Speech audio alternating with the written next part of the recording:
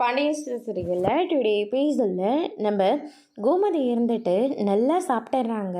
அதுக்கு அடுத்ததான் நம்ம பாண்டியன் இருந்துட்டு சாப்பிட்ட பின்னாடி கண்டிப்பாக இவ வீட்டுக்கு தான் வருவா அப்படின்னு சொல்லிட்டு கார் கூட புக் பண்ணி அவங்க இருக்கிற இடத்துக்கு வர வைக்கிறாங்க. ஆனால் கடைசியில் நம்ம கோமதி இருந்துட்டு காரில் ஏறாமல் அவங்க பாட்டுக்கு மறுபடியும் நடக்க ஆரம்பிச்சிடுறாங்க. பாண்டியன் இருந்துட்டு அதை பார்த்தோன்னே பயங்கரமாக ஷாக் ஆகுறாங்க.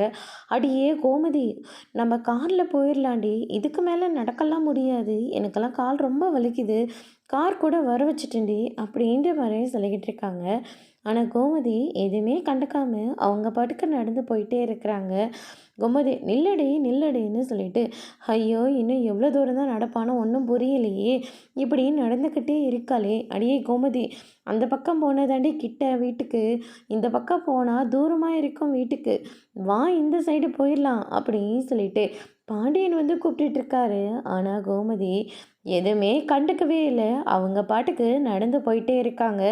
ஐயோ கார் வேறு அங்கே நின்றுட்டுருக்கே அப்படின்னு சொல்லிட்டு ரிட்டன் ஓடி வந்துட்டு, காரெல்லாம் ஒன்றும் வேண்டாப்பா, நீங்கள் எடுத்துகிட்டு கிளம்புங்க. என்ன சார், பேசிக்கலாம் சார், அதனால் காரில் தயவு செஞ்சு ஏறுங்க, காசை முன்ன பின்ன கூட வாங்கிக்கலாம் அப்படின்ற மாதிரி சொல்லிக்கிட்டு இருக்காங்க. அங்கேருந்து டீசல் போட்டுட்டு வந்து, ஏன் சார் இப்படிலாம் பண்ணிக்கிட்டு இருக்கீங்க, வேறு எங்கேயாவது நாங்கள் சவாரிக்காச்சும் போயிருப்போம் அப்படின்ற மாதிரி சொல்லிக்கிட்டு இருக்காங்க. இந்தப்பா டீசலுக்கான பணம் அப்படின்னு சொல்லிட்டு பணத்தை கொடுக்குறாங்க. சார் என்ன சார் இப்படி பண்ணுறீங்க அப்படின்ற மாதிரி சொல்லிகிட்டு இருக்கும்போது, இன்னும் 100 கூட வச்சுக்கோ, அவள் வேறு எங்கே போனான்னு தெரியல அப்படின்னு சொல்லிட்டு திரும்பவும் பின்னாடியே துரத்திட்டு ஓடுறாங்க. அதுக்கடுத்து தான் வந்து பார்த்திங்கன்னா கோமதி, நில்லடி ஏண்டி இப்படியெல்லாம் பண்ணிக்கிட்டு இருக்க அப்படின்ற மாதிரி சொல்லிக்கிட்டு இருக்காங்க. கோமதியும் முடிஞ்ச அளவுக்கு நடந்து போயிட்டே இருக்கிறாங்க. ஆனால் நிற்காமல் போயிட்டே இருக்கிறாங்க. திடீர்னு அவங்களுக்கு ஏதோ மயக்கம் வர மாதிரி இருக்குது. அதனால் எங்கேயாச்சும் கடை கடை இருக்கான்னு சொல்லிட்டு பார்த்துட்டு நடந்து போயிட்டே இருக்கிறாங்க. அங்கே ஒரு டீ கடை வருது. எனக்கு டீ வேணும் அப்படின்னு சொல்லிட்டு ஸ்டூல் மேலே போயிட்டு உட்காந்துக்கிறாங்க. டீ வேணுமா அப்படின்னு சொல்லிட்டு 2 டீ கொடுப்பா அப்படின்ற மாதிரி சொல்லி கோமதிக்கு ஒரு டீயை கொடுத்துட்டு அவரும் ஒரு டீயை வாங்கி குடிக்கிறாரு. குடிச்சதுக்கப்புறமா கோமதி வாடி வீட்டுக்கு போகலாம், குடிச்சதுக்கப்புறமா எங்கேயும் நடக்காத, இதுக்கு மேலே முடியல, வா வீட்டுக்கு போகலாம் அப்படின்ற மாதிரி சொல்லிட்டு இருக்காங்க. ஆனால் கோமதி குடிச்சு முடிச்ச கையோட மறுபடியும் நடக்க ஆரம்பிக்கிறாங்க. ஐயோ இவ என்ன மறுபடியும் நடந்துட்டுருக்கா, இங்கே பாரு காலையில் நடக்க ஆரம்பிச்சதுரி, இப்போ சாயங்காலம் ஆயிடுச்சு, அதனால் நடந்த வரைக்கும் போதுண்டி, வாடி வீட்டுக்கு போகலாம் அப்படின்ற மாதிரி சொல்லி கூப்பிடுறாங்க. ஆனால் கோமதி நிற்கவே இல்லை, போயிட்டே இருக்கிறாங்க. கோமதி நிற்க போறியா இல்லையா, என்னால் முடியலன்னு தானே சொல்லிக்கிட்டு இருக்கேன் அப்படின்ற மாதிரி சொல்லிக்கிட்டு இருக்காங்க. உங்களை யார் பின்னாடியே வர சொன்னாங்க, அப்படியே கிளம்பி போக வேண்டியது தானே, என்ன என்னத்தை கூப்பிட்டுட்டு வந்துக்கிட்டே இருக்கீங்க அப்படின்ற மாதிரி சொல்கிறாங்க.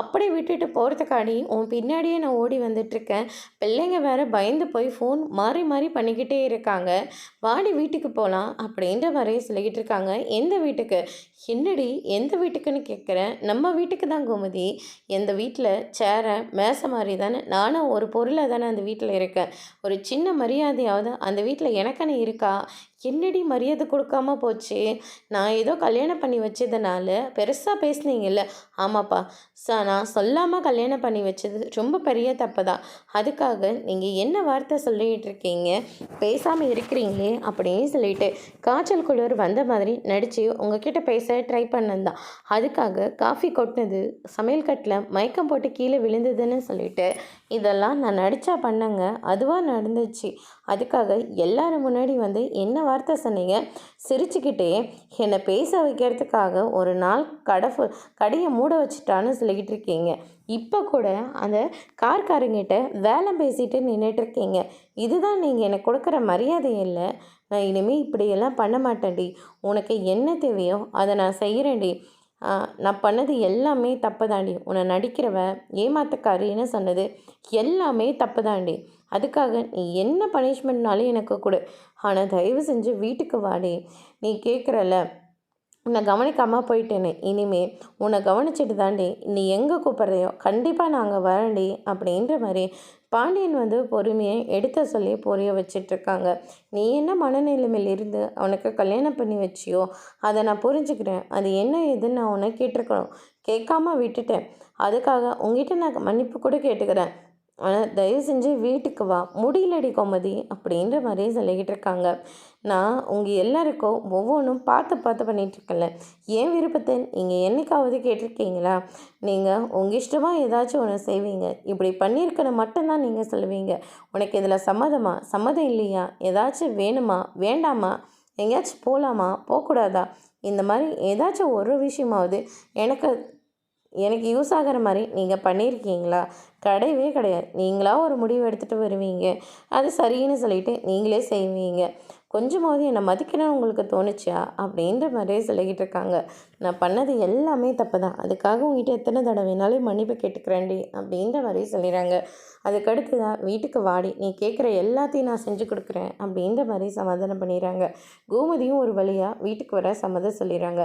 அதுக்கடுத்து தான் வந்து பார்த்தீங்கன்னா இந்த சைடு நம்ம பழனி இருந்துட்டு காலையில் நடக்க ஆரம்பித்த இவங்க என்னம்மா வீட்டுக்கு வரவே இல்லை அப்படின்னு சொல்லிட்டு அவங்கள தேடி வேறு யாரும் போகவே இல்லையா? மாமா வர வேண்டாம், நானே பார்த்துக்கிறேன்னு சொல்லிட்டாரு. அதனால் நாங்கள் யாருமே போகவே இல்லை அப்படின்ற மாதிரி மீனா வந்து சொல்லிகிட்ருக்காங்க. பக்கத்து வீட்டு விசாலாட்சி வந்து கூப்பிட்டுட்ருக்காங்க, கோமதி அக்கா கோமதி அக்கான்னு சொல்லிட்டு. அதுக்கப்புறமா வீட்டுக்கு உள்ளே வந்து ஊருக்கு போயிருந்தேன். அதுக்கப்புறம் கோமதி அக்கா கிட்ட ரேஷன் கார்டை கொடுத்துட்டு போனேன், அதனால ரேஷன் கார்டு வேணும் அப்படின்ற மாதிரி சொல்லிடுறாங்க. ராஜ் இருந்துட்டு நான் போய் எடுத்துகிட்டு வரேன்னு சொல்லிட்டு உள்ளே போயிட்டு பார்க்குறாங்க. ஆனால் தேடிக்கிட்டே இருக்காங்க, அவங்க கையில் கிடைக்கவே இல்லை. அதுக்கு அடுத்து தான் வந்து பார்த்திங்கன்னா நம்ம மீனா போயிட்டு பார்க்குறாங்க. அக்கா கிடைக்கவே இல்லைக்கா, எல்லா ஃபைல்ஸும் இருக்குது, எவ்வளோ ஃபைல்ஸ் இருக்குது பாருங்கள், ஆனால் எதுலேயுமே இல்லைக்கா அப்படின்ற மாதிரி சொல்லிடுறாங்க. அதுக்கு அடுத்து தான் வந்து பார்த்திங்கன்னா இந்த சைடு நம்ம அரிசி இருந்துட்டு நான் போய் கிச்சனில் பார்க்குறேன்னு சொல்கிறாங்க.